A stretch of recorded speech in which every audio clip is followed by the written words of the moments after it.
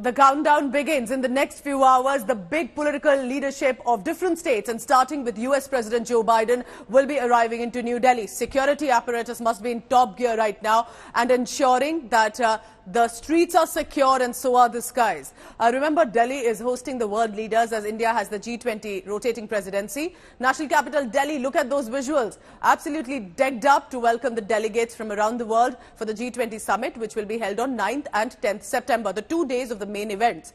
But already, of course, there is a lot of excitement and curiosity with it. Bharat Mandapam at Pragati Maidan is the main part of the venue, illuminated and decorated with plants, flowers, other festive terms.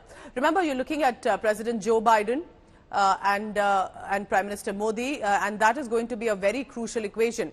President Biden will be travelling to Delhi to attend the Global Leaders Summit on the sidelines of the historic summit. Biden will also hold a bilateral meeting with Prime Minister Modi on 8th of September.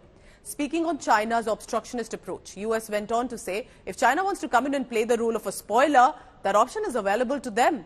US's National Security Advisor Sullivan also has said that China's attitude toward India's presidency to various texts of the joint communique is posing a huge challenge. Remember, China from day one has been objecting to, opposing to every single reference that India has tried to make.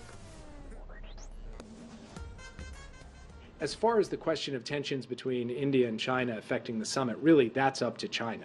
If China wants to come in and play the role of spoiler, of course that option is available to them. What I think the chair, India, will encourage them to do, what we, the United States, and every other member, virtually every other member of the G20 will do, is encourage them to come in a constructive way on climate, on multilateral development bank reform, on debt relief, on technology, and set aside the geopolitical questions and really focus on problem solving and delivering for the developing countries. On Thursday, the President will travel to New Delhi, India to attend the G20 Leaders Summit. On Friday, President Biden will participate in a bilateral meeting with Prime Minister Modi of the Republic of India. And on Saturday and Sunday, the President will participate in the official sessions of the G20 Summit. As the President heads to the G20, he's committed to working with emerging market partners to deliver big things together. That's what we believe the world will see in New Delhi this weekend. The United States' commitment to the G20 hasn't wavered, and we hope this G20 summit will show that the world's major economies can work together even in challenging times. So as we head into New Delhi, our focus is going to be on delivering for developing countries, making progress on key priorities for the American people, from climate to technology, and showing our commitment to the G20 as a forum that can actually, as I said before, deliver.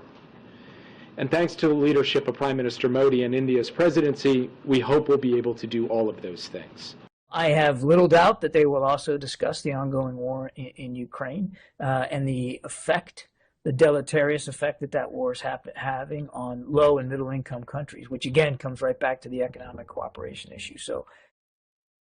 All right, so you're looking at the visuals there. Remember, this is going to be very interesting, and I'll go across to my colleague, our foreign affairs editor, Geeta Mohan, also for it.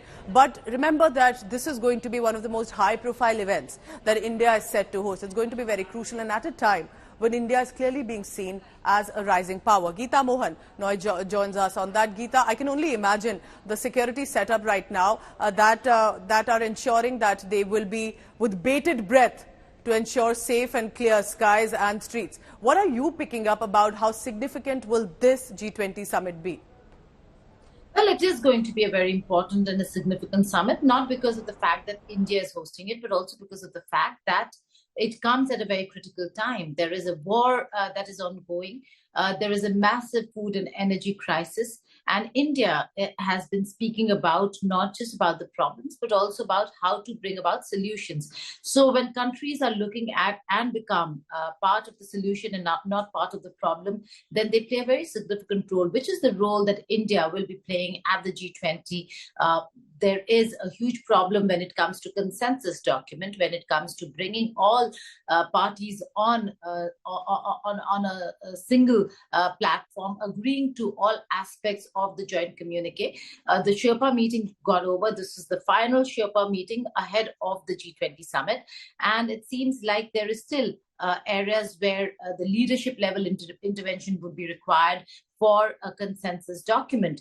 When we spoke to Amitabh Kant, the Sherpa of India for G20, he said that he's confident that there is going to be a G20 joint communique on development. But it's not development that bothers us when it comes to a consensus document. It's the Russia-Ukraine war and the objections China has raised to various aspects that India has proposed, be it Vasudeva Kutumbakam, the millets promotion, women-led development, kind of a term that India wanted to use.